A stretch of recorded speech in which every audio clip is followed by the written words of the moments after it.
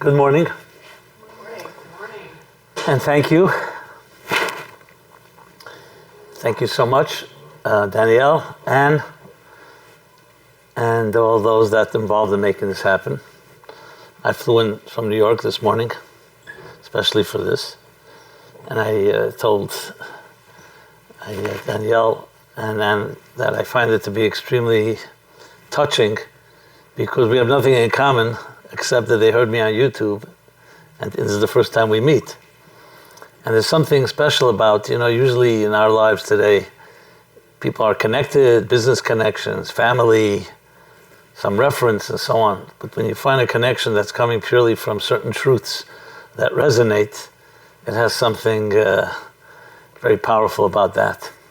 So I thank you for having me, and I thank you for the opportunity. I want to just give a small introduction about myself, because it's the first time you're meeting me, and I'm sure many people first time may be watching me, and I definitely don't project a neutral image. I look like a rabbi, a beard, and I wear a kippah, a yarmulke on my head. And for some people I can be intimidating or even frightening.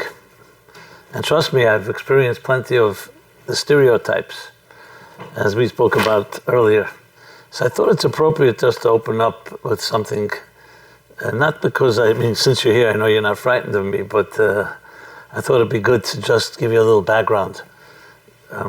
And I think it also will teach us all an important lesson. Maybe I'll do it by a story.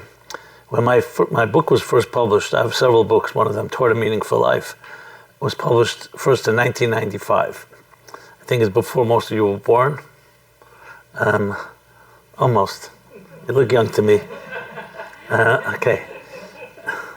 So in 1995, William Morrow published my book, and it was quite popular. And they sent me on a book tour, traveling across the country. I was also in Phoenix at the time. I think I spoke at a Barnes & Noble here, and in many other cities. It began as a 20-city tour. It ended up being 90 cities, because it was very successful. I don't even know if they do book tours anymore. But back then, they did. And I'll share one story that happened in Cleveland. So in those days, it was really before the internet was just beginning, 1994, 95. Email was early on in America, AOL. If you remember, it was the three, AOL, CompuServe, and Prodigy, I think, were the three. And so the main way of promoting a book was through the traditional media of those times. There was no social media, there was no YouTube, nothing existed like that. It just simply didn't exist. I remember when I put an email address in our book, I just did it by faith. Someone told me, you got to get an email address. I didn't even know what an email address was. But so the way it worked was the publicist scheduled events. So in the morning I would be picked up at the airport, treated like a celebrity till midnight when you turn back into a pumpkin. So I didn't get to my head, okay? And they schedule print, radio, and TV publicity. That was the way it was done then. And then in the evening, I would speak at a Barnes & Noble or Borders. If you remember, Borders was another chain, or an independent bookstore, sign books, speak, and that was the event. So this in Cleveland, they had scheduled, my publicist had scheduled a morning, what they call the morning show, the morning drive. So I was on a local TV, I think it was either Good Morning America or CBS, I don't remember which one. And it's like a 6-minute interview where they do with new authors. You sit on a couch, and they interview you. A live show. And I remember I walk into the studio, and the producer introduces me to the anchor person. It was a woman who was going to interview me. And I remember as soon as the anchor person met me, she looks at me, she got all shocked. I could see her whole face changed demeanor and color. And I said, "Is everything all right?" I definitely know I didn't do anything. So she says, "I can't believe that you're the author of this book." I said, "Why not?" She says, "I love this book. It's on my night table. I read it every evening. my favorite book, and I've changed my life in many ways, and I never expected the author would look like you. I mean, I guess that was an insult, maybe. I don't know. I'm not sure what she was saying. So I said, what did you expect? So she said, I expected a 6'2", clean-shaven, tall, skinny, sexy-looking guy. That's what she said. So I said, I thought I was all of that, except maybe -1. I wasn't 6'2", not clean-shaven, fine. But so I said, okay, great. So why don't you ask me that question on the show? We have a great hook. Why don't you ask me that? She said, no, I don't want to. It's not appropriate. I get, my personal reaction. But so I said, no, ask it. So she did. The show began. She said to me, I love your book. The chapters, each one is relevant to our lives. And I think she even mentioned the chapter on education and maybe even the chapter on home and family, which is part of what we'll talk about, parenting. And she said, but wouldn't your book be more acceptable if you looked like one of us? That's the way she put it. So she phrased it somewhat a little more diplomatic. So I said, with all respect, this was all live TV, mind you, there was no, so I said, with all respect, I don't know if you'd get away if I was a Saudi Arabian prince wearing Saudi Arabian garb if you said that, right? Or if I was wearing, dreadlocks or something else, they would fire you probably for a racist remark like that. Because I'm Jewish, you could probably get away with it. And I said it humorously, it was fine, she was not offended. And I said, on the contrary, your question's a great question, but why would I have to change myself? Would I ask you to change your clothing or your appearance because it doesn't fit in? I'm very comfortable in my own skin. This is my tradition, this is what I grew up with. Why don't we talk about things that are not cosmetic and not superficial? Let's talk about the soul. My soul doesn't look different than your soul. My soul doesn't have a beard and a yarmulke. My soul is a spiritual entity. Anyway, so it became a very intriguing conversation. That was not long, like 6-7 minutes, and really was excellent because I realized then, as I saw many times, the stereotyping that we all do. And I, of course, I'm at the brunt of it because I definitely don't project a neutral image, is very profound. And I can tell you as a communicator and as a writer and as a speaker that the biggest challenge in most of my talks and my articles and things I do is to eliminate and dispel stereotypes. Because the stereotypes around religion, around God, around so many things that many of us have grown up with is so profound. Many people we talked about religious trauma, have been traumatized by religion.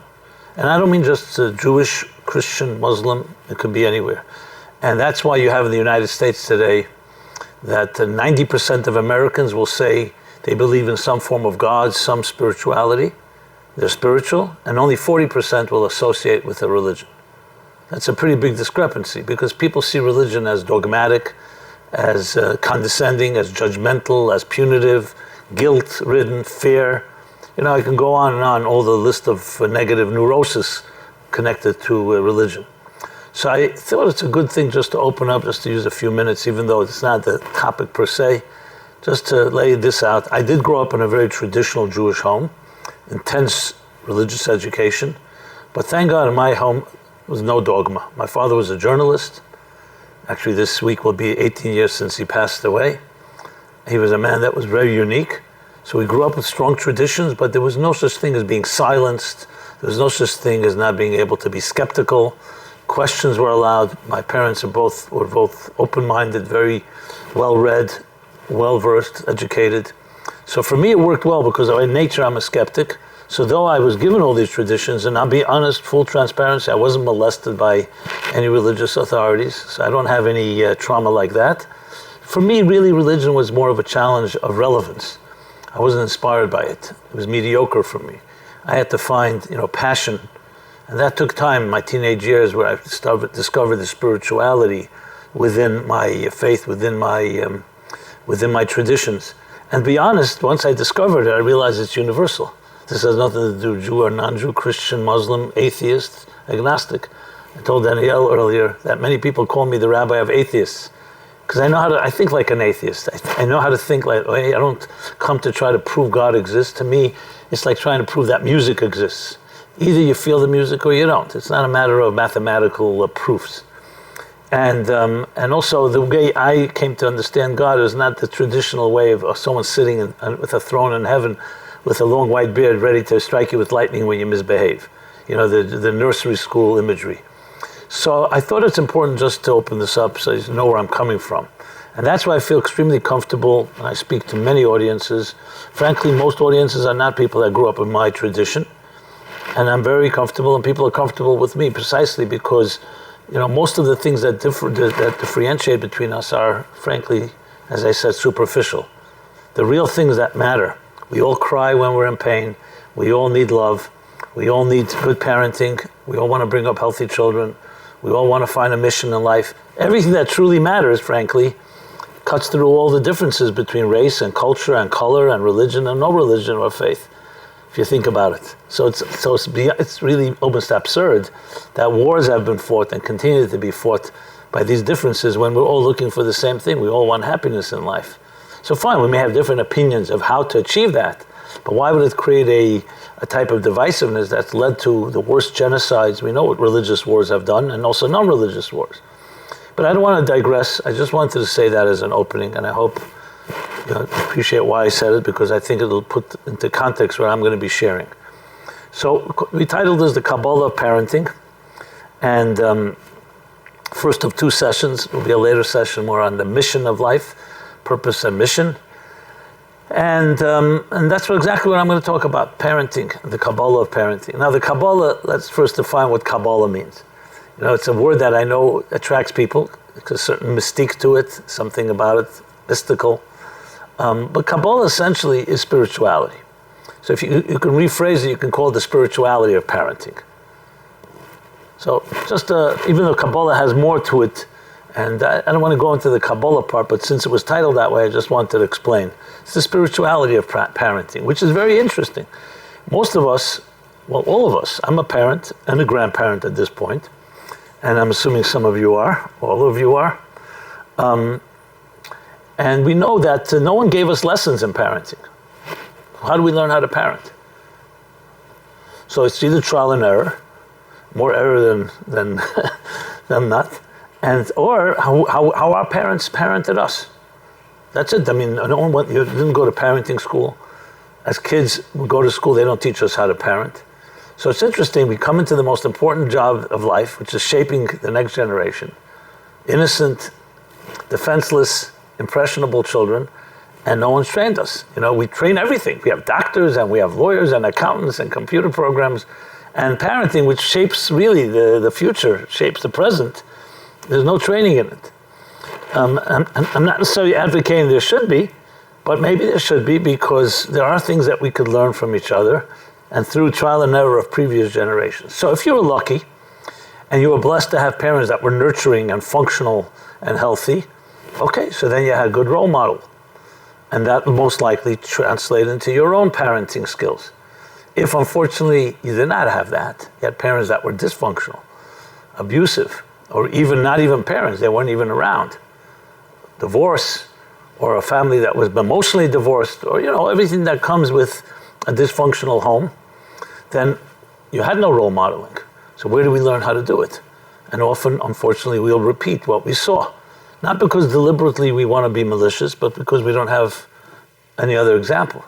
I counsel many people, and many times parents, and I see they do things. I say, why do you do it that way? Why, when your child needs discipline, do you react in such an angry way? Well, that's how my mother reacted. So it becomes like a given. I said, well, who said your mother had it right? I never thought about that, because it becomes so ingrained in us, we don't even think. It's like all habits. So it's important to understand that we don't come in neutral when we start parenting, and therefore, the fact that we were not trained, and the only thing that we had were the examples we saw around us, or a lack of example. So obviously that all is going to have bearing on our own parenting skills. And I say this because I like to address things not from a symptomatic level, but from a root level. It's one thing we could sit here now and go through 20 things that you can do as a parent to be a better parent. But they'll usually be more like Band-Aids. They'll be, okay, do this, do that.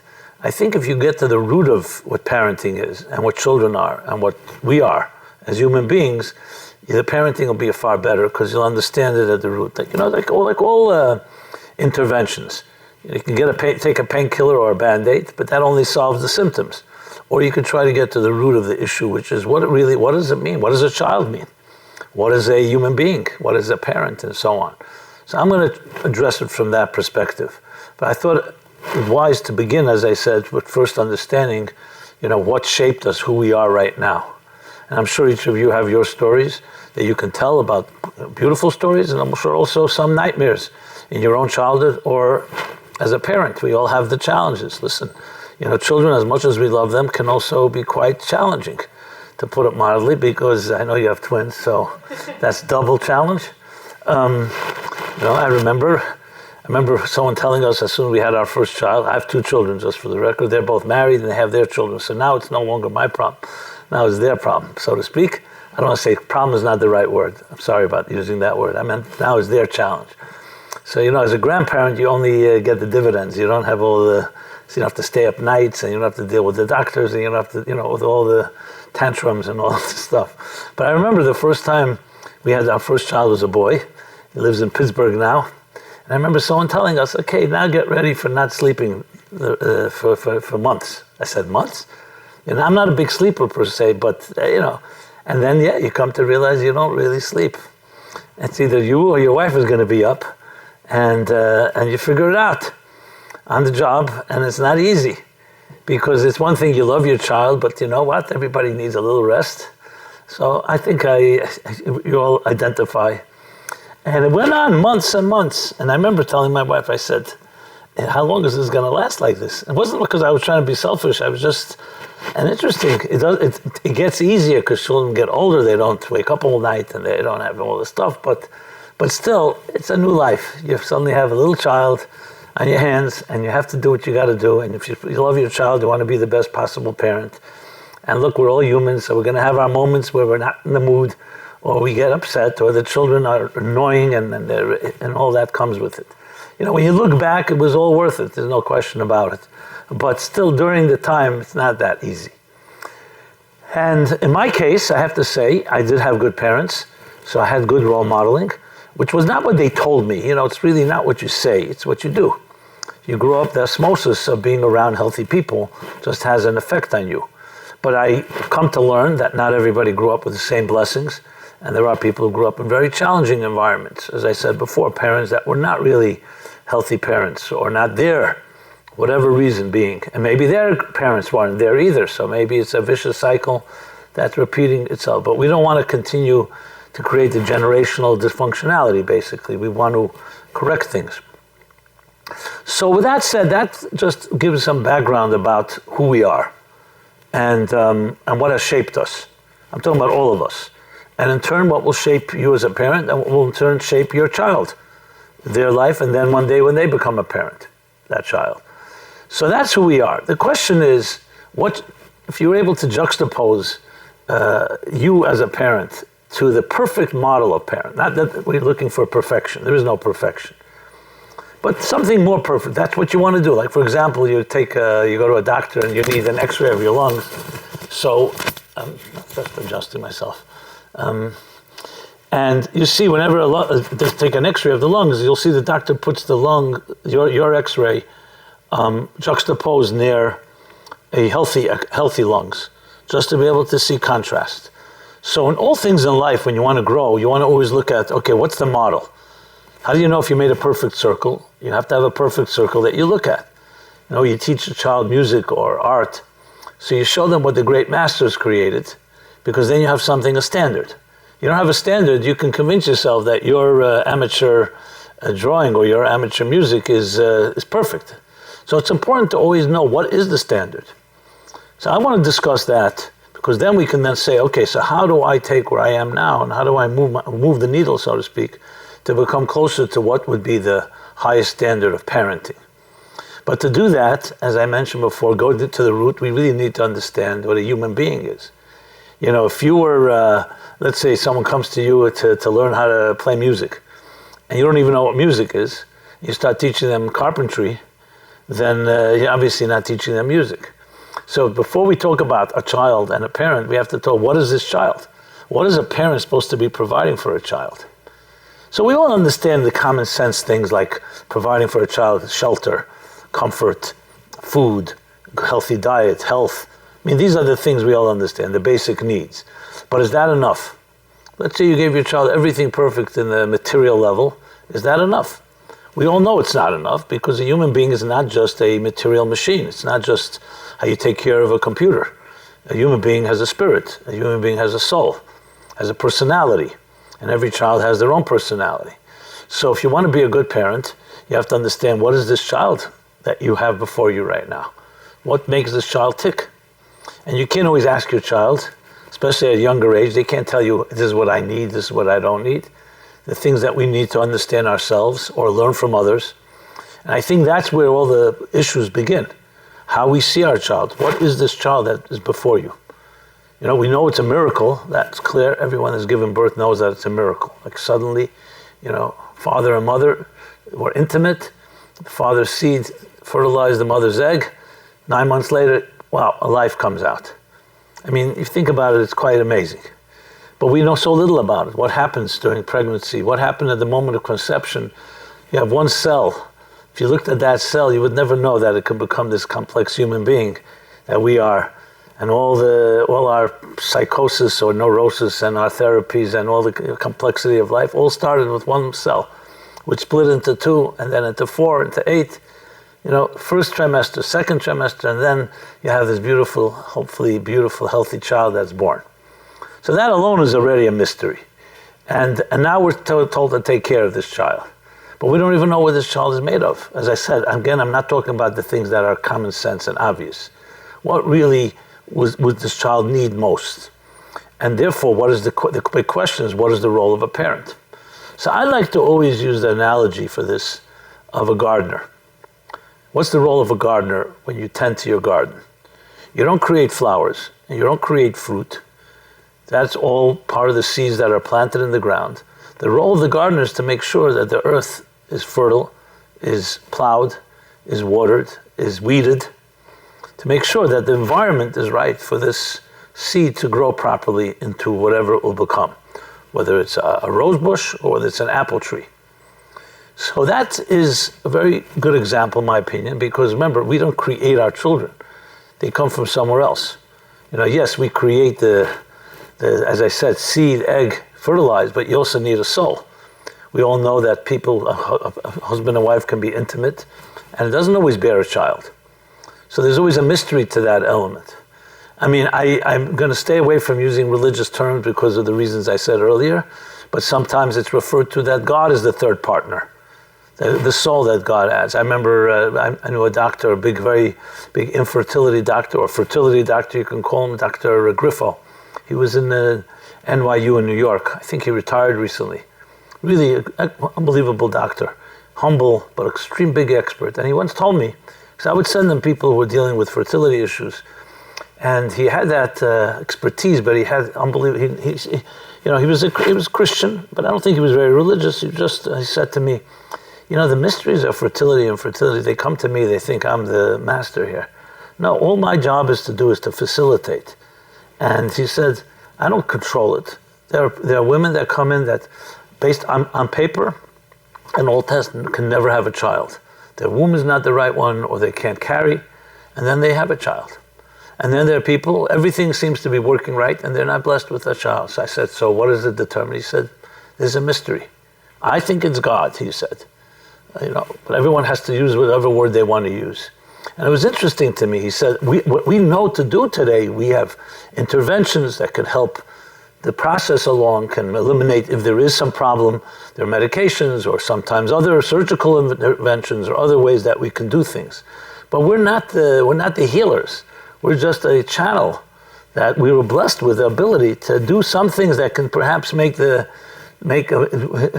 the situation. I just found it very fascinating, and people went to him, they flocked. He couldn't even get an appointment with him because but he had that humility. It was very interesting the way he phrased it. So to go back to a parent, we're gardeners, and don't think a gardener is a small job, because if the gardener is not there, no flowers are growing. The weeds will take over. there will be no garden, there will be no fruit, and there'll be no beauty coming out of this parcel of land. So gardeners play a tremendous role, but they also have to understand you don't own your child. Your child is a gift that was given to you. And I say that very deliberately because many times parents, especially unhealthy parents, almost feel like they own the child. And if the child doesn't do something that satisfies them or is on their terms, it's as if like, I'm the parent, you're supposed to honor me. We'll talk about that more later, about honoring parents and respecting parents. But you have to remember the gift you were given was to care for the child, to protect the child. The child is not your property, basically. So a good gardener is someone that has the sensitivity, that really knows how to do two things. One is to create the nurturing environment. Like I said, the ground is fertile and it's watered and all the other things that are needed to make things grow. And the second is to eliminate weeds, eliminate insects, other rodents or whatever it may be, or predators that may destroy that garden or eat the seeds and so on. So if you think of it that way, what you see here is, okay, so that's the role of a parent. That's a tremendous role because it's in our hands as a parent to help determine the destiny of this child. So comes the next question, so then what is the child? If we're the gardeners, what is the child? So I would put it this way, I don't know if you ever heard the expression, that we're not physical beings on a spiritual journey, we're spiritual beings on a physical journey.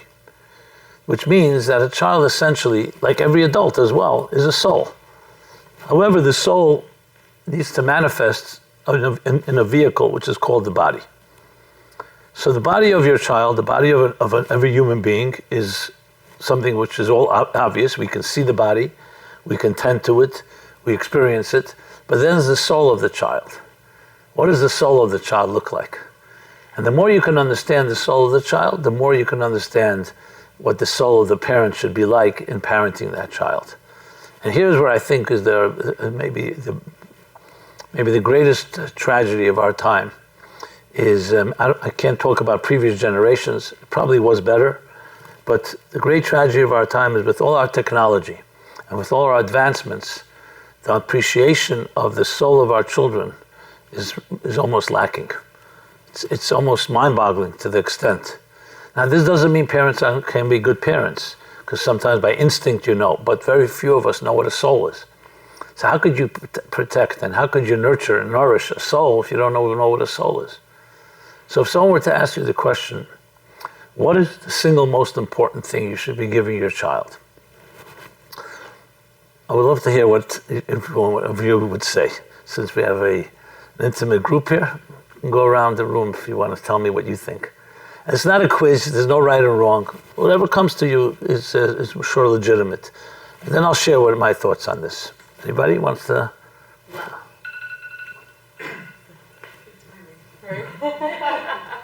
Okay. I thought he's my alarm clock. Love, direction, okay. Resilience, okay. Anybody else? Those are all good answers, yeah. And nobody said video games, right? And nobody said All the coolest money or...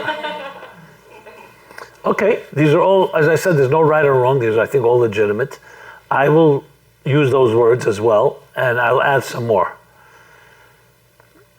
Let's think the other way around. Sometimes when, health, something that's healthy doesn't feel like anything. Someone asks you, what does health feel like? And if you have an answer, you probably need a doctor. Because to feel healthy shouldn't have any sensations. If you're breathing smoothly, it just breathes. If you feel your breathing or you feel your heart beating, that means it's either beating too quickly or you ran or whatever it may be. So sometimes it's hard to define health, but you can define it by its contrast. What does not health look like? So let's talk about a child, and we can talk about an adult, because at the end of the day, we're just children in adult bodies, to be very honest. The inner child they talk about, I hope to talk about this more a little later. So what really is, what does an unhealthy person look like? So we have plenty of examples today of that. And that's a very interesting question, I I don't like to simplify matters because I think things are more complex and every person, case by case, every one of us is different. But I think you could sum up the root of many of our issues comes down to things like insecurity, fear, lack of trust. And those all can be identified with our childhoods. Most of those issues that we have in relationships, I'm talking about not parenting even, I'm talking about relationships, man and woman, two adults, in any context, are based on what we grew up with. If you grew up in a home where there was no trust, where you did not know where your parent was, you didn't feel secure, someone had an alcoholic parent who was unpredictable, people who had dealt with parents who had a lot of rage, and you felt insecure, or you were constantly criticized and constantly judged, and nothing was good enough, and so on. Of course, it's inevitable that you're going to grow up a person who has not that much self-esteem and doesn't trust and doesn't want to be hurt and will put up all kinds of defense mechanisms. That is the story. I mean, I can tell you thousands of people that I've met in my life, maybe more than that. When you talk about issues, it always comes down to something that what I just listed here. And not trying to overgeneralize. Obviously, there are different variations. So what happened? They did not get the things you just mentioned: love, resilience. What was the third thing you said? Direction. Now, if it's so obvious, why didn't our parents, or these parents I'm describing, why didn't they give it? Because they themselves were struggling with these issues in most cases. So they didn't even have time to think about it. And they were also going knee-jerk based on what they saw in their, I don't know how far back we can go. Is it to go back to the beginning of time? Was the first parent Adam and Eve in paradise? Were they dysfunctional? I don't know. I think they are probably more functional than most. But somewhere you could probably trace things. But that's not the point here. We're not going through now an anthropology or doing a history or sociology of human beings, but rather where we stand now. So let's talk about what is this thing called love? What is this thing called value? This thing called self-esteem. Like I said, we all know what it looks like when it's not there. When it is there, it's far more invisible, but you can see the contrast. You'll see a difference between a secure person and an insecure person. Now, it's not always easy to see because remember, a lot of people hide their insecurity with all kinds of bluster and makes them look very tough and so on. Like they say, the porcupine has the sharpest needles because it has the softest underbelly. So sometimes if someone has too many sharp needles, you can rest assured they're probably pretty insecure. And that's the only way they protect themselves because they always feel threatened. So it's not always easy to see, but if you're trained, you can usually see certain things like that. The point I'm leading to is that what does it really come down to? Why do we need love so much? Why do we need love? And when I say love, children need it and adults need it. Children need it perhaps more than anyone because that's what shapes them. But we all need love. Why do we need love? So another word for love is connection. Okay, there's a lot of aspects to love. Obviously, there's the nurturing of love, there's the validation, there's just the accepting you for who you are. But it's a connection. It's a healthy connection. Now, let's think of this. All of us began our lives 9 months in our mother's womb. There's no person on earth that did not have that. Yes, today's technology, sometimes they can have an incubator, but only in later stages, not in the early stages. So everyone began, what does that mean? That the psyche of the child developed completely engulfed, completely immersed in the embryonic fluids of the mother.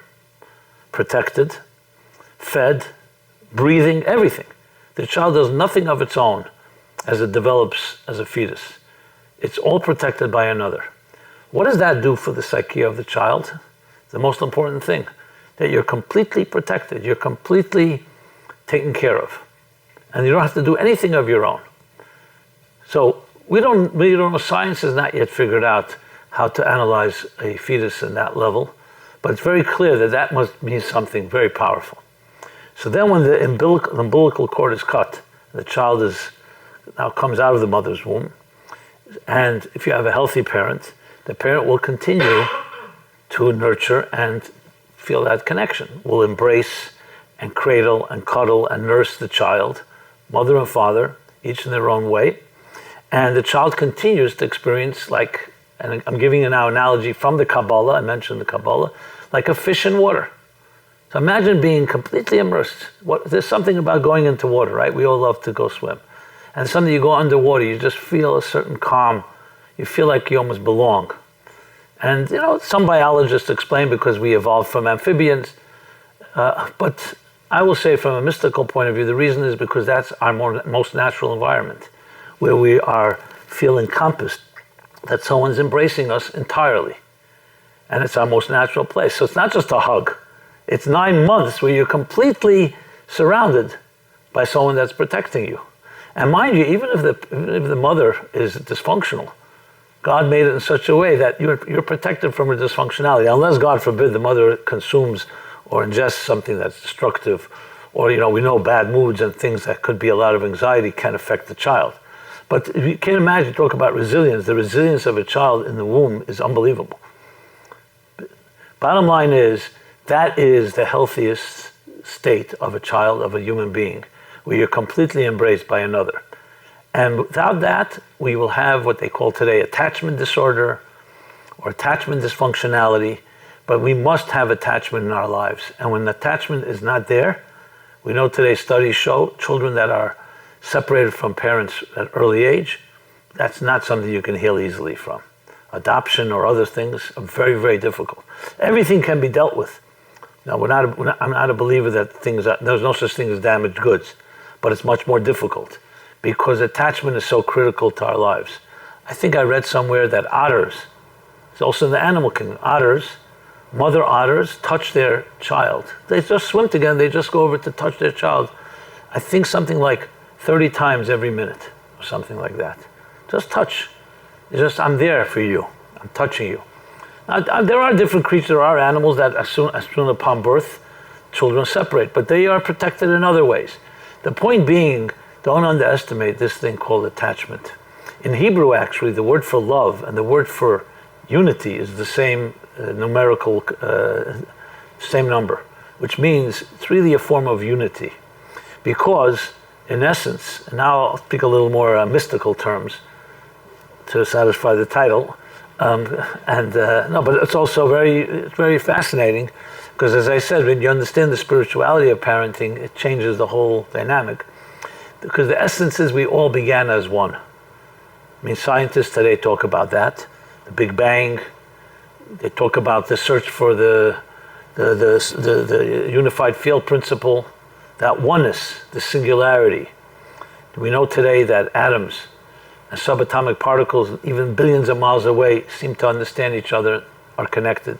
Some call it string theory, but that there's an intrinsic unity in what seems to us as a fragmented universe. Just look it up. There's no such thing as a fragmented universe. It's only in our perception that things are separate. That really there's a fundamental unity that connects us all. And this is not a statement of faith. If I said this 200 years ago, you'd say it's a religious concept. But it's not a religious concept, it's a scientific concept that has been proven time and again. The outer dimension, like the tip of the iceberg, we see differences. I don't know if any of you heard, what's her name, a neuroscientist gave this very popular TED talk called A Stroke of Genius. Forgot her first name. Bolte is her last name, Bolte. Anyway, she became a neuroscientist because her brother had schizophrenia, and she wanted to understand the mind. That's what drove her. Then, as they say, luck would have it, she then had a stroke that affected the right side of her body. It was a stroke on the left side of her brain. And as a neuroscientist, she understood everything that was happening. It's a fascinating talk, but I'm only quoting it for one reason, because she brings this point up in neuroscience, that the difference between the right brain and the left brain, which we don't usually distinguish because they work together by us, is that the left brain sees everything, sees the details of life. And the right brain connects them. So for example she uses, When you brush your teeth in the morning, you take a toothbrush and toothpaste, and you put it to your mouth. So on one hand, there's the details, the toothbrush, your teeth, your hand, and then there's something that's telling them to coordinate with each other. The right brain connects, sees everything in a big picture, the unity of things. The left brain gives you the details. Because her left brain was affected by the stroke, so she saw the toothpaste, she sees the toothbrush, she sees her hand, and she can't bring them together. She just knows they belong together, but because her left brain wasn't functioning, she wasn't able to brush her teeth because she couldn't figure out how to take her hand and touch the brush. So life is so much about details, but it's also about a coordination of these details. Right now, how many functions are working as you're listening to me? You're hearing me speak, it's going through your ears, it's reaching your brain, you're processing it, it's triggering all kinds of whatever reactions, hopefully. And so many things are happening. So you see a tremendous unity going on, but the mistake that people think is diversity is not a contradiction to unity. Think of a symphony. A symphony is an orchestra of many musicians, many musical notes, but it's one beautiful music, one beautiful symphony. Your human body, the healthy body, we have close to 75 trillion cells in the body. In a healthy person, it all works together. How many systems, how many organs, how many body parts, etc. So the same thing in nature. So the truth is there's an intrinsic unity which really defines the essence of who we are. So it makes total sense that for a child to be healthy, for all of us to be healthy, is to feel unity. That's why why are we so disturbed? You come into your house and suddenly you see the whole house is turned upside down. Because we naturally gravitate to organization. We naturally gravitate to order. And chaos is very disrupting. Look, even children. Put a child down with objects of different sizes and shapes. Without training, what will happen? They'll fit the circle into the circle, the sphere into the sphere, the square into the square. Because we naturally, this is not through education even, we naturally gravitate to unity because it's our natural state. So the single most important thing you can give your child is the thing that defines the child, which is unity. And that's why you understand when children see parents arguing. I'm just using a very crass example. Argument, what's bothering them? It's not just the parents are arguing, which is of course creates all negative energy, because it's antithetical to unity. It's antithetical to harmony. And harmony is what the child thrives on. So if we talk about the example of a gardener, if there's no water in the garden, you're not going to water the flowers or whatever vegetation it is. It's not going to grow. It's going to wither. Water for a child is the being submerged in the mother's womb and then always experiencing, wherever possible, harmony and unity in the way you embrace the child, the way you communicate with the child. Everything is all about that. The more the child is fed with that, the more natural they become, the more secure they are. Take that away from them, deprive them from this type of sense of belonging, will undermine their self-esteem, it will undermine their confidence, their trust. And then of course, when they turn into an adult and they have to date and meet someone, of course they're going to be constantly testing someone because they don't trust. They have not experienced full unity. So how do you expect someone's going to go far? I'm going to give up my life. I'll be vulnerable with someone who may hurt me. That's what a child will not do, especially if they've been hurt. So that's an overview a bit of that aspect. I want to just drive the point home with something that I saw years ago. There was a guy, it was one of the early pioneers in the early 70s of the psychological concept called the inner child. His name was John Bradshaw. He was a former pastor. Grew up in a very dysfunctional home. Excuse me. If you don't mind, you want to give me a cup of water, please? Yeah, why not?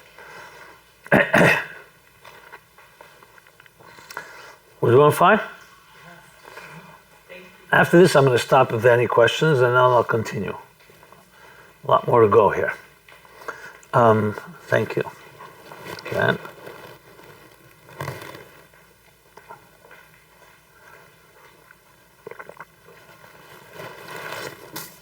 So he was a pastor. His father was a raving alcoholic, as he puts it, who would come home sometimes violent And what created in his mind what he coined, this is very popular today, the concept of shame, but unhealthy shame. Ashamed of his father, ashamed of his friend seeing his father in that type of state. And your father is supposed to be your hero. And here his father, in addition to the whole unpredictability, one night, and then the next day, your father takes you to the park, or takes you to some amusement park, whatever it may be.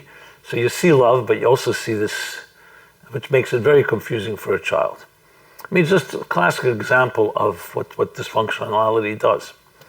Anyway, he was a big advocate, as I said, of the inner child, that a part of way of healing is to get back to that childhood and try to re-engineer, rewire that which was lacking. You know, to deal with the shame, to deal with the lack of trust, lack of predictability. For children, I should just add, he doesn't say this, but I just want to say this. I'll discuss, I hope later again, more in detail. For children, disruption is terrible, worse than you may think. You know, for us, disruption also can be very challenging, but we have more tools. Like, you know, people say they move, I'll take my children with me, change schools. There may be good reason to do so, but you have to weigh it very carefully. Because for children, going to the same bed every night, same routine, they know where their bus is, they know where their school is, creates consistency as part of that unity. They have something, and when they see things get disrupted, it causes, again, it throws them, and they don't have the tools always to handle it. Just pointing that out as an aside. But let me go back to John Bradshaw. So he developed the idea of how do we get back to that inner child that's always there, just because we turn into adults. Chronologically, we still have the hurt child that's in there. How do you reclaim your innocence? How do you reclaim the trust? How do you reclaim the beauty that childhood could be? So I remember how, I think I saw a VHS at that point, someone had given me something, or maybe I saw it on PBS, I don't know, it was a workshop. He was doing a workshop with a room like this, maybe, 30, 40 people, men and women, and I was, first I looked at it, I thought it was a little gimmicky, but then I realized it was really powerful. I want to just share with you the main points that really left, this is years ago, but it left such an impression on me, and I think it's perfect capturing the idea I was sharing. So he talks there about, before I say what he said, so in the background you hear sound, and initially you don't know what the sound is. It's like a very familiar sound, but you can't place it. And then I realized what it was. It was a amplified heartbeat. You know, a heartbeat, like boom, boom, boom, boom, boom, boom, and it's like resounding and echoing. And that was the main sound in the background. And he was playing the sound of a heartbeat. And then you hear him speaking very slowly and very deliberately. He's like taking the people through a meditation. And he says, this is the sound that each of you and each of us heard for 9 months, 24/7. The heartbeat of your mother. Because that's where the fetus in the mother's womb is right near the heart. So what sound do you hear? You hear the heartbeat. And the little rushing sounds that come with the heartbeat. That's what you heard for all day, all night. So that's interesting. And I remember thinking about, wow, that's an interesting idea. And that's the heartbeat. Then he begins to speak slowly. And he says, this is your mother speaking to you while you're in her womb. And the heartbeat is, mind you, playing in the background all the time. So it's like this is the sound in the background and this is the words. And he begins to speak very slowly. And he starts saying, I'm your mother. I've been waiting for you all my life. I prepared a special room for you. I'm buying new linen, pure white linen. And I will take care of you every moment. I'm there for you. No matter what happens in life, know you can always come to see me. And I'll be there. I can't wait to meet you. And he keeps on talking like this about the mother preparing to meet her child. Whatever happens in life, always know that I will always unconditionally love you. That was the gist of it. He said more words, but that was the idea. And very emotional and very resonating. After a few minutes, the whole room begins to cry. All the men and women were crying. And I was also crying, I should add. It was so powerful. And the heartbeat, boom, boom, boom. So it also has that like the supporting sound. And it's not some sound created for a movie. This is the natural sound of a heartbeat. And then after a while he stops speaking. He lets everybody absorb. And then says, so what are we feeling right now? And why are we crying? We're crying either because it reminds us of what we heard from our mother, or perhaps worse, what we didn't hear and we should have heard. But we all understand this is the message that every child deserves to hear. And this is the heartbeat, supports it. Because this is our natural state, feeling completely unconditionally loved. And there's not one word there of negativity, there's no critique, there's no judgment, there's none of the stuff that comes from the toxins of our adult parents who don't know how to do this. Now I remember that because to me it was like, that's exactly what we're trying to do. People come to me often and say, give me a blessing for my children. So I said, my blessing to you is to get out of the way and let your child be themselves. And just be the gardener. Make sure that the flower, you don't have to pull a flower out of the ground. You water it, you nurture it, and it will be fine. It's not what you do, it's what you don't do. Just let the child be. Respect the child. You ever see a child running around on the ground? Newborn child, not newborn, first months. It's the most beautiful thing. Yes, you got to be careful they don't put their fingers in the wrong place and so on. But you see, what do you see? The child is naturally mobile.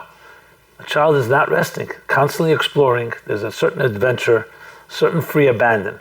When I see parents say, stop crawling around so much, I say to myself, it's like, what do you want your child to do? It's like saying to your child, don't be alive, I remember once one of my brothers I work with from time to time, we both speak. So we were planning an event, and he brought his little boy along, his oldest boy. And the little boy was a real wild kid. My office is a mecca for babies because it's full of paper. And this baby was having a heyday. He was throwing papers all over the place. The place was like, I can't tell you, it was like a tornado hit. And my brother kept apologizing. I said, no, it's all right. I got to get rid of these papers one way or another. Maybe this is a good excuse. But he was like, he had to see what he was doing. And I was smiling because I said to myself, that's life. I told my brother, if we were really natural, that's what we should be doing. Getting down on the ground and start doing that. Anyway, then suddenly, by accident, I think I turned on a screen, the monitor, television. And suddenly this child that was, like I said, couldn't stop moving, froze and staring at the screen. It was so chilling, even though it was a few seconds. Suddenly you saw life turn into death.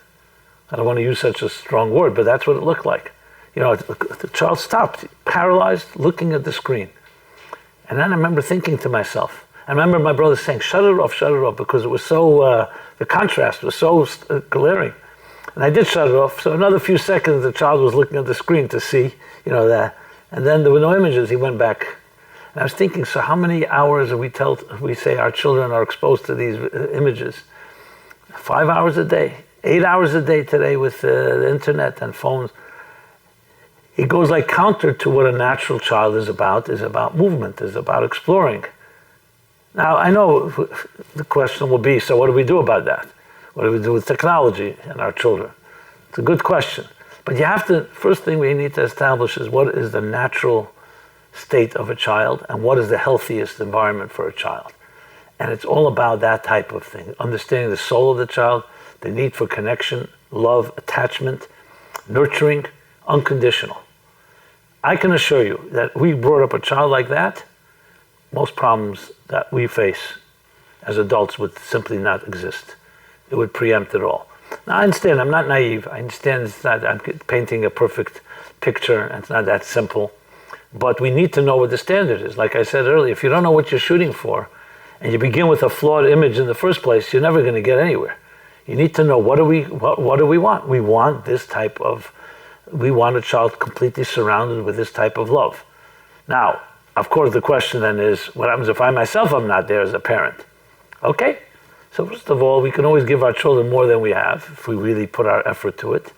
But we'll discuss that more. I was going to pause now just since we're here, to hear from you. Maybe you want to ask some questions on what I've said, and then I'll go to the next part in this and address some of this, more of this, and other aspects that I think can be extremely useful in the art of parenting. So, the floor is yours if anybody wants to ask anything. If not, I'll move on. I have what to say, but I just thought I'd like to do something more engaging. I have a question. What do you do even for older children? So for parents that have older children, not at the toddler stage, and maybe you're just coming to learn some things about yourself and would do things different, and maybe what that parent did different. How you kind of came across this earlier, but want to kind of go back even when your child is still young. So like you're thinking, school age and above, that you want to kind of go back and use some of those principles and reparent a little bit or reset a little bit. You're talking about as the child has grown older. Yeah, as the child's growing up, yeah. And you're coming to the principles later in your parenting, or even adult children. No, good. That's an excellent question, and I will address it. I began with just laying out, best case scenario from the outset. I was going to quote Frederick Douglass says it well, paraphrasing. He says, it's infinitely easier to bring up a healthy child than to fix a broken adult. So I was talking about, like, if we could start from scratch, what would it look like? Because I really believe that even if we're not there, it's important to know what the highest standard is. We never want to lose sight of that. If you lose sight of that, then you're already beginning with, like, if I decided that your potential was only 10% of what your actual potential was, I'm already doing you a disservice. So I'm describing it in the utopian or the perfect model.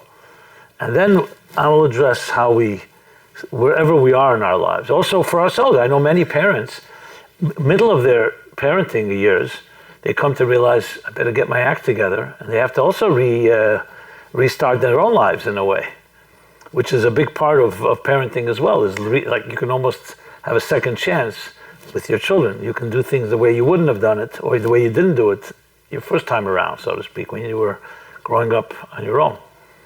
But okay, I'll address that in my next segment here. Any other comments, questions? We'll stop again. I'll stop later. We'll have more discussion, so you could hold it for that. So it's fine. I just wanted to. I like to get feedback, Okay, so with that said, I think what I laid out was the core foundational element. Like, you build a building. The key to a building is the foundation. Foundation is not in place. You can have all story 1, story 2, story 3. All the upper floors can be beautiful, but the foundation is weak or shaking or wavering. You're always going to have problems. So what I addressed really was very much the foundation from the earliest stage. And I should add this. I don't know where everyone is in this room or everyone going to be listening to this. What's interesting here is that parenting doesn't begin upon birth. It begins upon pregnancy, actually. And I would say even before pregnancy, it begins even the attitude of parents. Like I'm describing what the mother was saying to her child, is how your mindset. You're bringing a soul into this world. And you're here to be the gardener, to protect, and to do everything possible to nurture and to love that child. So that is like the foundational element. But let's go now into some more details and flesh it out a bit more and more specifics. I'll include also what you asked.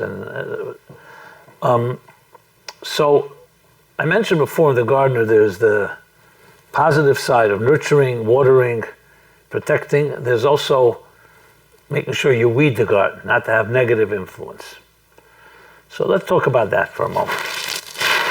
What effect does it have on a child when a parent yells at the child, even if it's justified?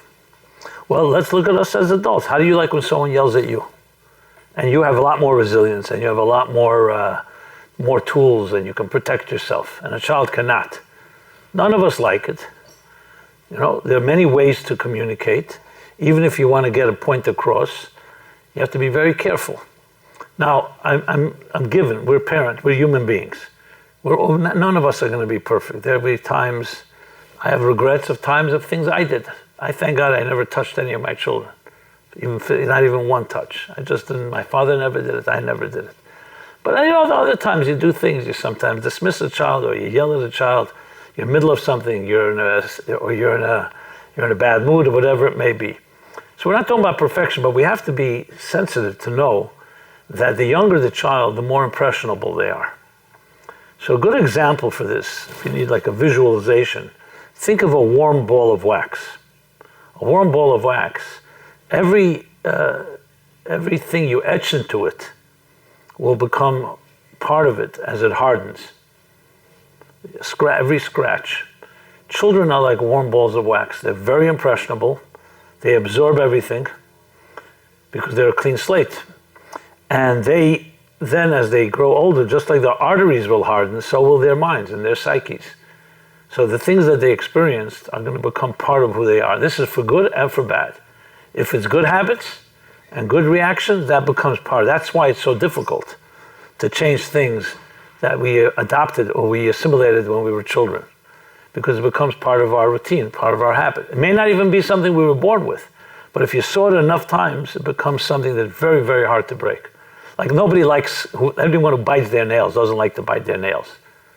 But how hard is it to change that? Even though there's no merit to it. Because once it becomes a routine and habit. A few years ago there was a book, very good, called The Power of Habit. I don't know if any of you saw it. Very interesting book.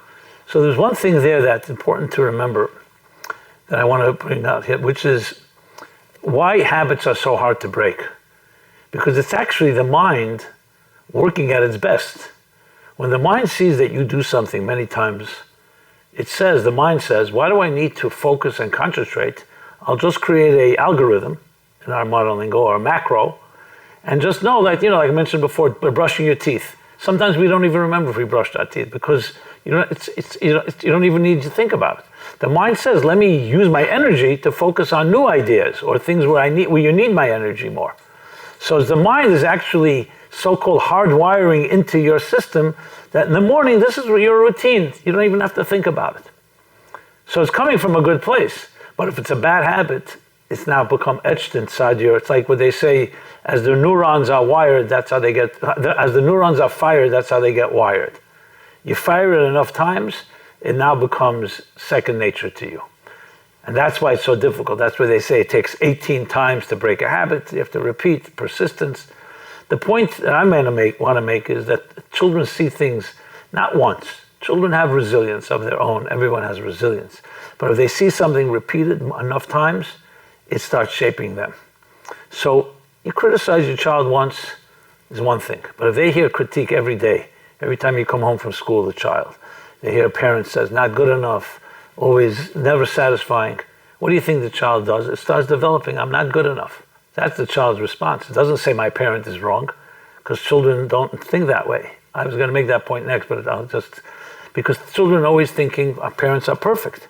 It takes a while till they figure it out otherwise, but sometimes too late, I remember saying to one of my children, I said, I have to tell you, I'm not perfect, please don't. And the child didn't even know what I was talking about. Did not accept it. But you'd like to sometimes shake them into thinking, just remember, don't look at me that everything I do is perfect. But we'll get to that in a moment. The point is, something repeats enough times, it starts getting wired into your child. I've said this many times to parents, and it really had an effect. Because we all, as I said, we're all going to slip. There are times we're not going to be perfect. But never turn it into a consistent thing. If your imperfections and your critique or other part of your characteristics and your own short fuse or whatever it may be starts becoming persistent, or consistent I should say, then it will start affecting your child in ways that are not easy to correct later. You can't just say, hey, I'm sorry I was that way. That's nice to say I'm sorry, but you've already shaped the child. And that's like a weed. That's where you have to pull out the weeds. You have to get rid of that. Now, what do you do if you have that within you? You know what? You're an adult. Figure it out. Maybe if you're in a bad mood, go outside and express it to someone else. Never to your children. Your children should not be your punching bag, so to speak. And many parents don't think about it too much. We're natural in our own home. If children come home and you happen to be in that state, I'm not saying we all will make mistakes in this regard, but remember, continuous things create continuous messages that begin wired into our children. That's a critical one, in my opinion. Second thing is, remember, your children do see you as God. They do, whether you like it or not. And I know some parents who are so insecure maybe like it. I don't think it's really something to love because you're not God. But let me just explain.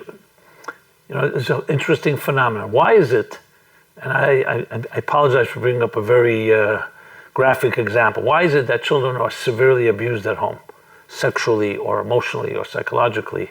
Why don't they just leave? What would you do if somebody's hurting you? You just leave. I don't have to be here. Why can't children leave? And frankly, even adults sometimes, we know the Stockholm Syndrome. Even people who are hurt sometimes get attached to their abusers. Maybe because the known evil is better than the unknown evil, or they think so lowly of themselves, or they start blaming themselves. There's all kinds of reasons. But for children, there is no alternative. You see, for a child to walk out the door of their house is like walking off the face of the earth. Go think back when you were a child. Was there a world outside your home? Yeah, your school, or wherever your parents took you. But there was no such thing as, there are other horizons out there, there are other possibilities. No, there is nothing else. This is your home. It's just like a child in the mother's womb is not going to suddenly leave the womb, to explore. We're not going on a cruise or going on vacation. This is my environment right now. And it's not, and it should be that way. Or a bird, when it's still in a nest, is not going to fly anywhere. So for children, there's no reality outside of the home. So they don't think like adults, that if I'm in the line of fire, I have to get out of the line of fire. They don't have those tools. And that's why what they have is, they see their parents. Our parents are the only thing. They are my protectors. They are my providers. They are my nurturers. And you need to know that. That just adds, of course, to the responsibility that they see you in ways that really is not even true, because you're really not that perfect protector. And if there is hurt, they should be able to leave, but they will not. And they'll blame themselves. People talk about, why should children blame themselves when parents divorce? It's a big thing in therapy. When there's a divorce, you have to complain to the children. Parents say, we love you, mommy and daddy love you, we have our own issues. But children never feel that way. They always feel they blame themselves because they see their parents as perfect. So if the parents are going to split apart, it has to be us. What other reason? I know it doesn't make sense. You can explain it today till tomorrow. But you can't. But children will not accept that because they naturally want their parents to be perfect. The fact that you're not is sad, but they don't want to accept that. So they have to say, something's wrong with me. Why would mommy and daddy fight? Why would they have to split apart? Now, divorce is a topic of its own that needs to be addressed. When is it appropriate? When is it not? And that's another discussion. Maybe we'll get to it, maybe we won't. But my point I wanted to make was the impressionable effects on our children are so profound, far beyond our imagination. So that's on the negative side. On the positive side, the same is true. Whatever you surround your children with will forever become part of their lives. This is why something not emphasized enough in our homes, it's not just enough to have a comfortable bedroom, a comfortable playroom, places where your children feel very comfortable, they can do what they have to do. You also want to give them spiritual values. For example, this comes from Jewish thought, but it's something that I think is universal. To have a charity box in your child's room. The child knows every day to put a little penny in. We have piggy banks. But how about the idea of charity, giving? And I've suggested this, and it's a very powerful and simple idea, not threatening. Or to have something, even if it's not religious, a book of poetry or a book of a prayer, or something that is emotional, nurturing, the child can read. And the same thing, something cognitively. See, I'm talking here about three things: behavioral, emotional, cognitive. I'll talk about that at the end when I talk about practical suggestions. In other words, surround your child with experiences that are nurturing. That also has a profound effect. And that also counters negative things. So again, the gardener, taking care of the garden. The garden needs nurturing. The garden needs watering. And how do you water a child? Besides what I discussed earlier on the foundational level, love, unconditional love, and all of that, but also give your child tools. Now, obviously, every child, according to their age, A newborn is not, you can't really expect that. But still, an environment matters a lot. Having that type of calm and peace, to make a resolution, for example, that even if the parents are having a disagreement, never in front of your children, never. Go outside, find a way. I better not to have a disagreement, but we're talking about the inevitable. So, because you want to create the most calming and beautiful environment for children. Now, some people say, 1 second, shouldn't children see the natural? Why do we have to fake it? Sometimes parents argue. I understand. I'm not discussing creating a total illusion. We're talking about you don't have to overdo it. Obviously, they're going to see certain things, and that's life, and that's fine. But again, with balance. But if they see most of the time, I can't tell you how many adults have told me when they're children, what do you remember in your home? Parents were fighting. That's not one time. Trust me. If they remember that, it means that was I said, did you ever see them being nice? Not really. Maybe when they took us somewhere, that's not what you want to leave that impression. If you say, my parents, I feel my home, I always saw how much they loved each other, how much they cared. I said, they ever are? Yeah, once in a while. That's fine. But you get the idea. So the point is, it's all about the environment that you create. And these come down to practical little things, little exercises and all kinds of stuff like that. Now, it goes without saying, I'm sure everyone does almost anyway, homework and stuff like that with your children. It's not just to do the homework for school, it's also time to bond. I got obsessed, remember when I was a little child, I don't know why, I got obsessed with, remember those days there was no internet, so my father was a journalist, so he'd bring home magazines and newspapers. I would go through them and I'd cut out all the coupons. Once upon there were coupons. Not discounts.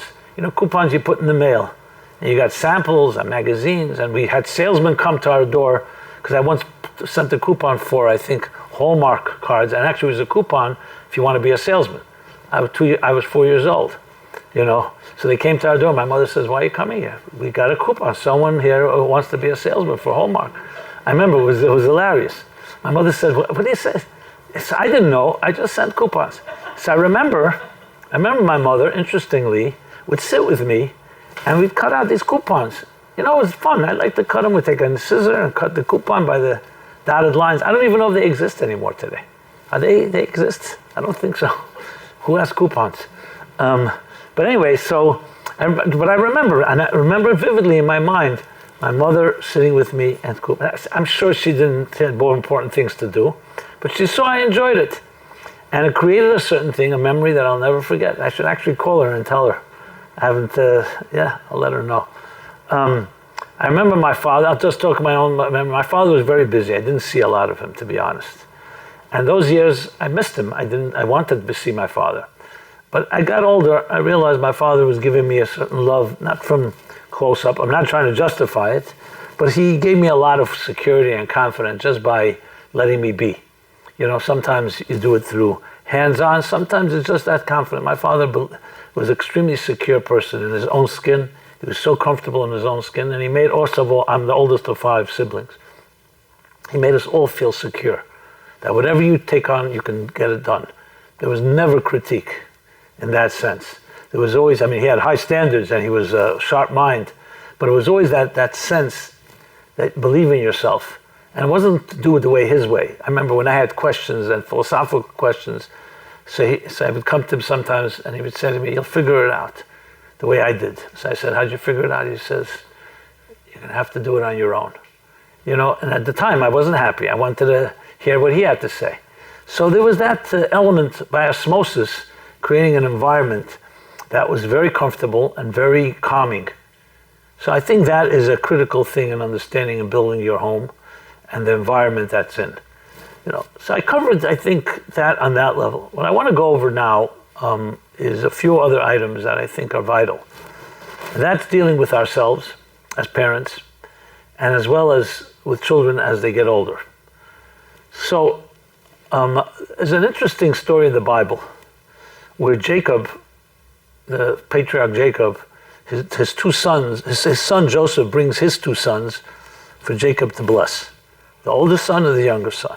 And he put the older one to the right side and the younger one to the left side. Because the custom was that the older child would get the right blessing and the Not one was inferior to the other, but in that order, that hierarchy. Okay. Jacob realized that the younger son was going to be, he knew his destiny would be a greater destiny, be a leader. And his brother would not be quite that leader. So Jacob crossed his hands. He put his right hand on the left side, on the younger son, and his right hand on the younger son, and his left hand. So the question is asked, why didn't he just move the children? He should have moved the child from here to here, and that child, he should have replaced the order. Why did he cross his hands? And the answer, a very simple answer, is you don't adjust your children to you. You adjust to your children. Many parents have their standards and their values, and they feel that's what I want to make sure my children live up to. It's fine to want to teach your children values, but children are different. Many times one child needs something very different than another child, and you have to remember to adjust to them. The concept of educating them according to their way, customizing. Now, the reason most parents don't do that is because, I don't say laziness, but time. It takes more time. It's just like when you're a teacher and you have a class of 20 students, better just to say the course easily, and everyone, instead of figuring out that every student has their own pace that's needed. So understanding and appreciating the diversity of our children and making sure that don't take your personality and impose it on them. They may not be like you.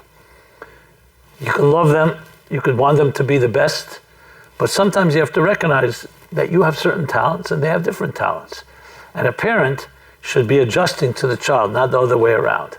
Now, obviously, again, I just want to qualify this. Of course, if you have a value that's important, you want to share with your child, by all means. I'm talking about the style. Some children are very creative. I have a sister-in-law, don't gasp, she has 17 children, okay, from one marriage. They're all beautiful children. She's an accomplished educator, and the children are great. One child, when I married into the family, it's my wife's older sister. When I married into the family, I realized one of the kids was a very, very eccentric. He was a musical oriented. He was brilliant. At 5 years old, he was already playing piano, excellent, on his own. He just had the talent. And he didn't have the patience. It's like the ants in his pants, so to speak. In school, he didn't have the patience to sit in a class. And I watched how his parents dealt with it. Because the temptation is, discipline him. He has to sit in the class with others. Don't give in to his eccentricities and stuff like that. And they didn't do that.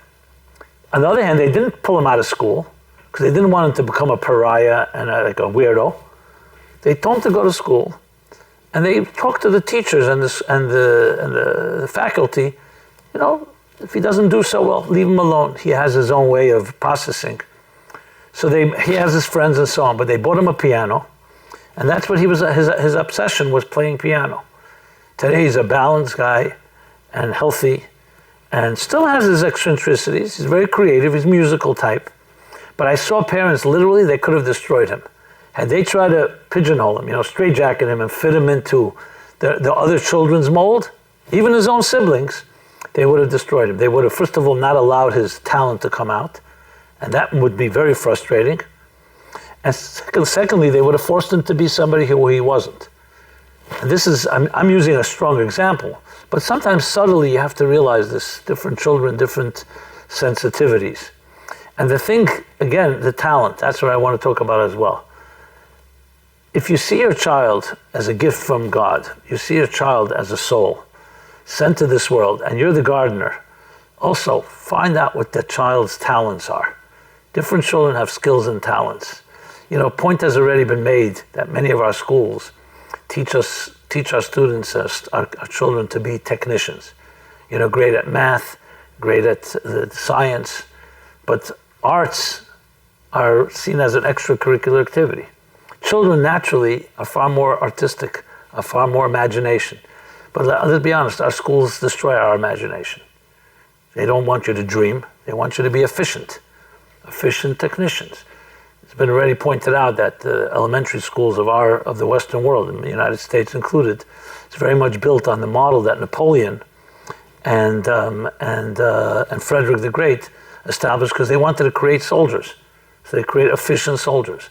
That's why arts, music, and so on are seen as side thing. If you really think about it, children are far more gravitate to art and music and to creativity and imagination than they do to logistics.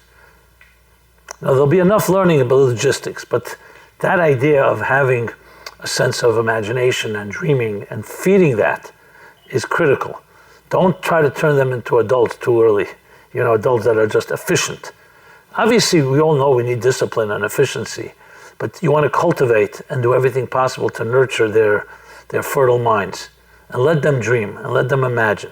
That the greatest things happen when people imagine things that are outside of our subjective realities.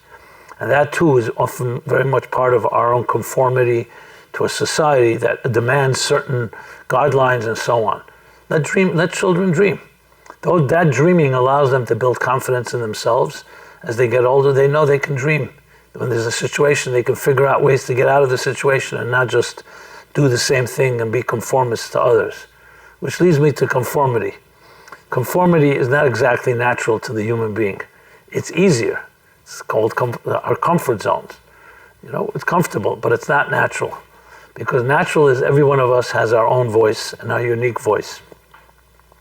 And this maybe leads me to I began with this, but leads me to a most critical point of all. We'll talk about this in the next session later, is that your child, as well as you, have come to this world to fulfill a mission that you and only you can accomplish. So if I were to say one thing to leave your children with, and it should be done on a daily basis, this I'm talking now as an exercise that I would strongly recommend. I would say even more than strongly, but I'll call it strongly recommend, is that every morning and every evening, when your child wakes up and before they go to sleep, say to them not just I love you, have a nice night and pleasant dreams, but also what that mother said in that imaginary workshop or to her child, that you were sent here as a gift and you have a mission to accomplish that you and only you can accomplish. Tell this to your child, and I'm here to help you actualize that. Whatever it takes, we'll get it done. You say this to your children every day and every evening, I can assure you that besides the fact that it's going to build a certain confidence, and the child knows, hearing every day etched in their psyche, that idea that I have something to accomplish in this world, it's not a message you hear every day. We live in a world of 8 billion people. As I said, I'll talk about this more later, you could think you're another grain of sand on a beach. Who really cares? The idea that your child should feel that your child matters, that your child is valuable, indispensable, is something that is indispensable. There's nothing more that you can give your child in validating what I said earlier, that the child is a soul that has something unique to contribute to this world. Besides that, you'll also see children as they grow older will start asking questions. What does that mean I have a mission? What's a mission? What's my purpose? That alone will create conversation that is worthwhile having, that doesn't focus on so much of the means. I mean, let's be honest, we live in a society today, especially in this country, where most of us are very comfortable. I don't mean necessarily psychologically, but materially, we're comfortable. We have options, you press a button, and children are growing up in a very, very much of a sense of entitlement. It's not like 150 years ago, 200 years ago, where we and our children had to toil 9 hours a day under a hot sun to bring home a bushel of wheat or grain or potatoes or rice or whatever. Today, life is, compared to that, easy. So there's a sense of entitlement and a sense of I don't have enough. And basically, we're materialistic people. And money becomes so dominant and everything that comes with that. And the idea that, one second, what's a mission that you have? Why are you here? What's your purpose? Now, people think this is a philosophy course only for adults. No, it starts day one. It starts actually in the 9 months in the womb. That's really what the mother is telling the child, that you are special and I'm protecting and nurturing you. So that type of message, every morning and every evening, if there was a takeaway, I think that's a critical piece that you should incorporate. It could change your life and your children's life. I'll repeat it. Yes, I definitely get many questions about fear, climate change, as you put it, or other things, war, Just in general, you see different news sometimes is very disturbing. I chose not to address that so much because I try to go with, as I said, best defense is offense. I think, remember, if you're not going to feed your children and ourselves with positive news, what do you think is going to happen? What's going to dominate is what the things that they're going to hear and be inundated, whether it's online or the media or television and so on. And to the point that people are living vicariously through soap operas and through film or through sports or through, it's all nice things, but when you lose sight of yourself. What I find today is that it's basically the idea is when there's a vacuum and you don't have something that's defining you, others are going to define you. So I like to put it this way, either you're going to influence or you will be influenced. So I was trying to present here how parents can teach children and themselves to be influencers. My father used to tell me, there are three types of people who make things happen, people who watch things happen, and people who ask what happened. We want to become people who make things happen. I can assure you, if you and your children feel that you are making things happen, you will be less vulnerable and impressionable to these voices. I find a lot of this news, I'm not saying even things that may affect the future, whether it's other climate change or other things, but I don't know if that should be dominating the minds of our children. First of all, what are they going to do about it? To tell them that we have to be sensitive to the environment and be careful and not to indulge and so on, absolutely. But I don't know if we should be painting doomsday scenarios, because children then they just remember the negative. And I think the key is to give the positive, that we as human beings have the ability to protect this earth, just to use that, to protect the environment, protect each other, and be kinder people. And in effect, we are more humble and we're more human and more divine in many ways. That's the way. If children, for example, talk about the polarization in politics. What you got to do, turn on. You hear that people say things, the offensive things.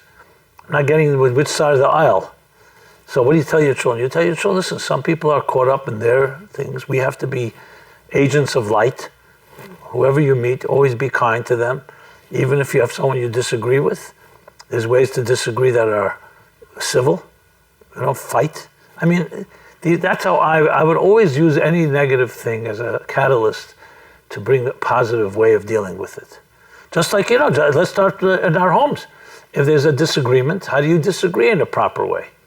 You could disagree, not personalize it. You could disagree, fine, you have this opinion. Now you have this opinion, let's talk about it. And maybe we learn from each other. We use everything as an opportunity because there is plenty of negative stuff out there. And you don't want to get caught up in saying, you can only be negative if you're a Democrat, or you can only be negative if you're a Republican. I think children should stay away from Republicans and Democrats, period, or altogether politics. They're going to fall into it at some point anyway, so why rush it, Keep them pure. That's what I would do. As I said, in our mother's womb, all these things don't matter, right? No one's talking about this stuff because there's no media, and no one's being fired, and the whole thing is, as I said, we have to keep our sights high. Now, I'm not naive. I understand we live in a world where these things will come up, but you want to be immunized. You don't want to be what's the word? The lack of compass, that everything that comes your way just pulls you to another direction. You want to have your solid bearings, your solid grounding. It's like a good swimmer that knows how to navigate. And sometimes there'll be storms. That would be my general approach when it comes to stuff like that. So in other words, if a child comes home from school and says, today I heard there are a bunch of people that are doing so-and-so and they're destroying something. You'll say, okay, so let's talk about what are we going to do that's going to help build things. You see, I wouldn't start, because you could get engaged, okay, let's talk how bad they are. So then what you did was okay, so now we're going to talk about all the poison in the world, the toxins. No, let's talk about what we can do to create some positive change. That's the way I would lead the conversation. Remember, even if you don't agree with negative stuff, the fact that even if you immerse yourself in it, it makes you toxic.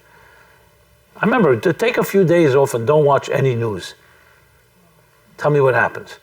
You get cleansed. That's what happens. And we're still addicted to it. We're still addicted to it. Because at the end of the day, it's a combination of sensationalism and titillation and provocative. It's almost like, I don't want to compare, but it's like the gladiators. You see, I've been interviewed many times in the media. And very often I was told, you can't come on because you don't want to fight with the other opinion. They want me to fight. They want it to be a blood fight. They want like a cat fight. Really, I mean it. Like what do they call those things? When they have the what do they call when they get the chickens fighting with each other? A cock fight. That's what they want. I remember there was something they asked me to talk about, and they said, will you yell at the guy that he's anti-Semitic? I said, no, I'm not going to yell. I'll make my case. But that's what they said, if you're not going to yell, we can't. Because they want entertainment. That's a fact. I know that. Now, I'm not saying there's value, but it's turned into entertainment. It's turned into ratings. Let's be honest. They want to keep your attention. And there's certain ways to do it, and they go to the lowest common denominator. It's very clear. But we're still addicted. I stay away as much as I can. But sometimes it's, we all have a certain voyeuristic element. You want to see what, whether you hate or love Trump, you want to see what the crazy guy did today or yesterday. There's something about it. It's like almost watching, wrestling. We all know it's fake, but people love watching wrestling. Why? Okay, it's escapism. It's another form of escapism. Yeah, I mean, and people like blood and they like the fighting. Like a guy told me, I'm bored all day. Days I watch the news, I feel a little stimulated. But it is like gladiators. They're just not physically killing each other, but they're emotionally. I mean, there's the insults, how people talk about each other. It's nothing positive about it. When someone tells me it's all right to talk badly about that side, I right away know that. No, even if you're right, it's not, you're feeding into, that's not the way. There's ways to talk about things in respectful ways, even if you totally disagree with somebody. Trust me, I've dealt with many people who disagree adamantly with. There's ways to talk about it in a civil and a human way. So that's a big part of what we have to teach our children as well. When you fight with someone, even if you're disagreeing, you're still part of the fight. It takes two to tango. Yeah, go ahead. Oh. I feel like after I had my son, I reflected a lot with my childhood, and I saw a lot of things that I didn't necessarily want to do with my son. I feel like a lot of what you were saying, I want to implement some of the same principles. But would you have advice on someone who's wanting to do that, but maybe as a parent that still has the generational trauma and doesn't understand or doesn't see and critiques you or tries to say you're hindering things because it's different from what they did? Any advice on what? You mean like your own parents? Yeah. Being that we can't really avoid our parents entirely, even maybe at times we should, but I would find a smart diplomatic way to deflect things. If your parent is intervening in ways that you feel are not productive and not helpful, trying to tell you how to parent or criticize that you're not parenting right. So firstly, there's nothing wrong with listening and seeing maybe there's a point. But if there isn't anything there, I would smile and nice, I hear you, and you move on. You don't have to say yes or no. Now, if they're really demanding or imposing, so then you have to create some boundaries. I would always be respectful, because parents should be respected, even if they're wrong. And secondly, parents should, in general, wise parents should know that they had their chance in parenting, and now it's your chance to parent. It's your, not just chance, it's your responsibility. And I find a lot of mistakes I made when grandparents start intervening. Now, I'm not talking about an emergency. If a grandparent sees that my child has a child that is a child that's a parent that is destructive or abusive, I'm not talking about extreme situations. We're talking about styles or even strong opinions. I mean, I'm a grandparent. I don't even go there. I trust my daughter. I trust my son-in-law. I trust my son and my daughter-in-law. Are they always right? I'm sure they're not, but neither am I. So if your parent can't understand that type of boundaries, then you have to just simply impose it yourself in a kind way. That's what I would do. in a way. And you don't have to, definitely don't pick a fight with your mother or father. I don't know who you're talking about, or both. I wouldn't pick a fight because then, remember parents think that some parents think that they know better than you, and they don't realize you're an adult now. Maybe you also know a few things. They're not necessarily, even though you respect them as parents, but that's not like they will know better about everything. You may know a lot better about what's good for your children than they do. And again, I don't know I'm talking here very generally. I don't know what we're dealing with exactly. But being that I've had experience, I've seen, even when parents have something good to say, I being grandparents, I'm speaking now, if I was speaking to them, I'd say you have to find a wise way to say it. You can't replace your daughter or your son as a parent. You want to give some input? Figure out a way to do it in a kind way. Don't do it in a way that's demanding or imposing or authoritative, because it's not the way to go. You never do that, especially with an adult. That's my general guidelines for that. Yeah. As an educator or the other people that deal with children that aren't parents and advising, I did a lot of advising of people going off to college or coming back that had not been successful the first time. Goes along with kind of the mission work, but a lot of that kind of with the fear, there's a lot of fear that young people have around making a bad choice, like if they pick the wrong major or they don't know what their first job would be. You hear in conversations the weight of the world that they're feeling over a decision that as an older person, you can change multiple times, and it's just where you're starting, but that doesn't feel that way to the younger person, and not being their parent, not having the same influence. Is there any way that that educators and other people that are in lives of children, you can be a good influence for them or help them along these lines without overstepping? Yeah, it's a great question. I mean, today we focused on parenting, not so much on educator. But the truth is debate rages about this, where parents think that they're sending their children to school and paying tuition, or that the teachers should take over. Teachers say, well, second, half the time you're at home. And if the parents are teaching different example or contradicting that which they learned at school. So I think it's a partnership. I mean, I wish it could be cultivated more, but it's a partnership where caring parents should be talking to the teachers and addressing so they can see the vision of labor. Because there's no question that there are things that can be taught in school that parents can't really teach. The parents play a vital role, especially in earlier years of a child's development. But later years, the schools can teach a certain objective approach to things. Also, children learn in school how to be with their friends and things that companionship and friendship and teamwork and trust and stuff like that. So I think educators play a tremendous role because they can reinforce. I mean, listen, parents were doing the best possible job.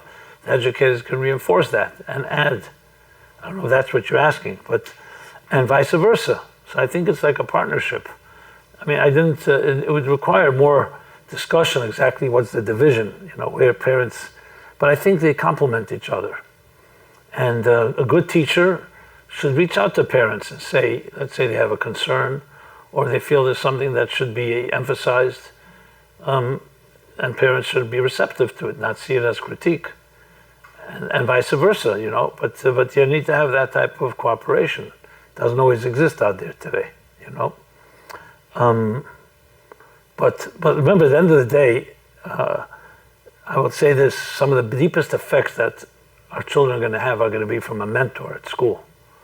If a child finds at a certain age a good mentor, it could change their life.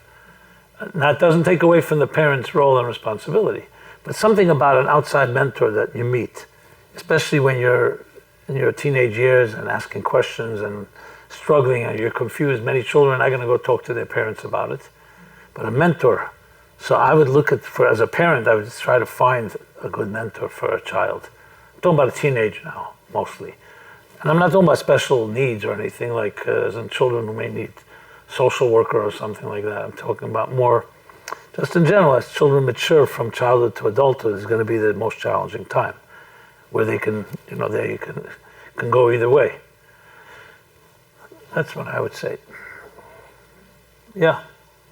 So you were talking a lot about earlier how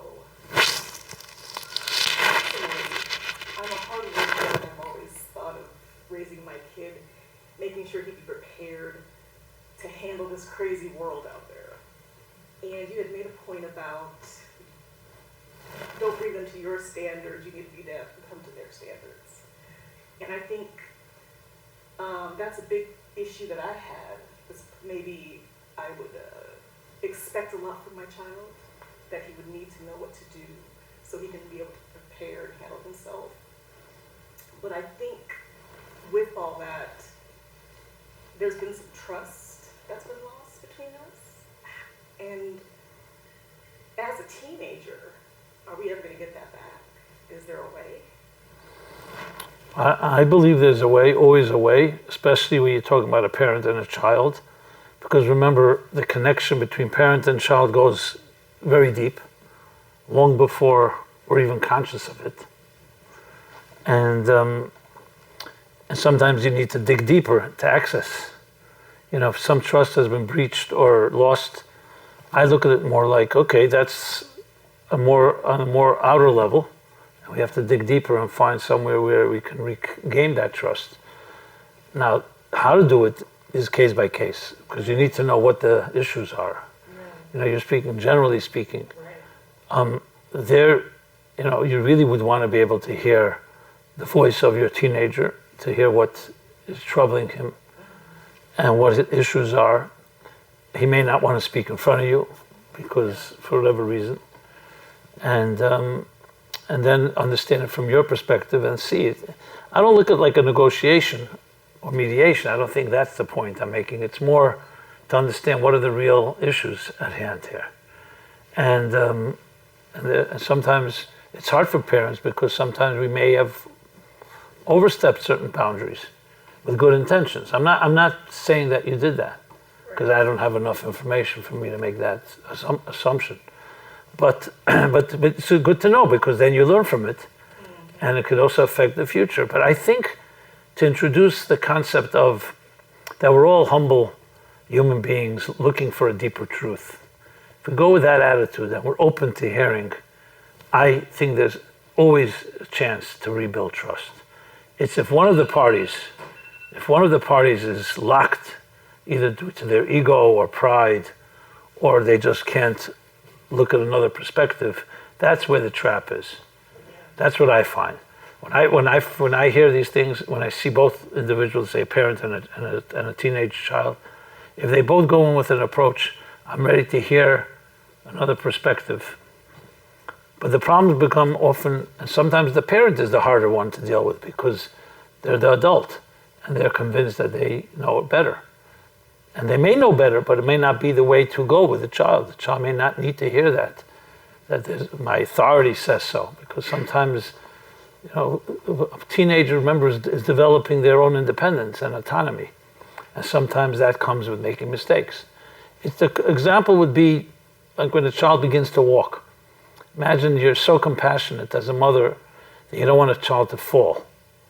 And you hold the child and don't let the child fall. They'll never walk.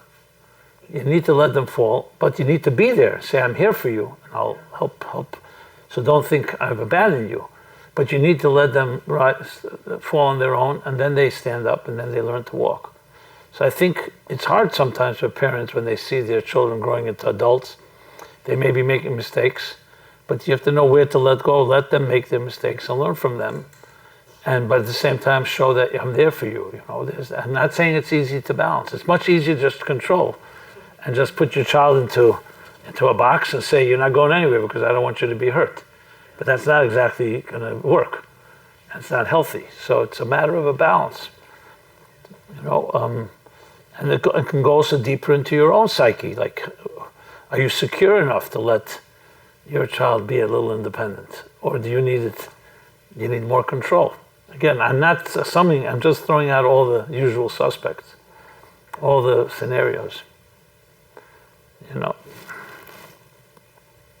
Okay. Do you have any advice for maybe partners that have differing parenting styles? So maybe somebody who feels more comfortable in a more authoritative parenting style, and then others that have more of a child level, gentle parenting style. How to do those things? Well, firstly, it's good to have maybe two parents that have different styles, as long as they get along, and each one brings something to the table. Sometimes children need definitely the gentleness and love, and sometimes they may need that. In my case, I could tell you I deferred to my wife in most cases because it was just easier. Why fight about it? And I was, I felt it'll work out. But I remember my children telling me when they said, my wife told me once that she overheard them saying that when daddy, that's me, would say maybe, it means no, and when mommy says maybe, it means yes. So they knew who we were. I find the problem would be is when the parents get into a collision over it, meaning the parents, the one parent insists that has to be this way, and the other one insists that way, and they can't agree. But the idea that sometimes you need both, a combination of both. So I'm not sure if you're talking about if there's a disagreement, the parents better work it out. It's not good to have that. Because in other words, if let's say the father says we need more discipline and the mother says no, which one are you going to do? But in general, to have the idea that children know that one parent is, let's say, a little more person I can run to, and I'm more, and I'm more vulnerable, and the other one is a little stronger. But again, not extremes. You need to have balance. But I don't see any major problem with that. So what? There's two styles. That's why we have two parents. But should never be a conflict in the sense where, especially for the child. I mean, this is a real issue. Sometimes you come to the mother and the mother says no, and then they go to the father says yes. What do you do then? So if it's not a major thing, you just overlook it. Not everything, If it's a more serious thing, like if you, as a mother, really wanted to say no, and now you feel the father has undermined you, then you got to discuss it. I mean, again, you need to have details. It's hard to talk in generalizations. I'm talking, the general picture. But it always comes down to what exactly we're dealing with here, Do